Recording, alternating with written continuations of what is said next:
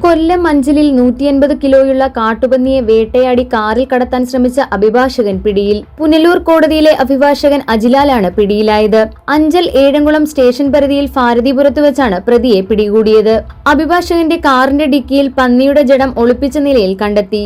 180 കിലോയോളം തൂക്കം വരുന്ന ഒറ്റയാൻ കാട്ടുപന്നിയുടെ ജഡമാണ് കണ്ടെത്തിയത്. പന്നിപ്പടക്കം ഉപയോഗിച്ചാണ് വേട്ടയാടിയത്.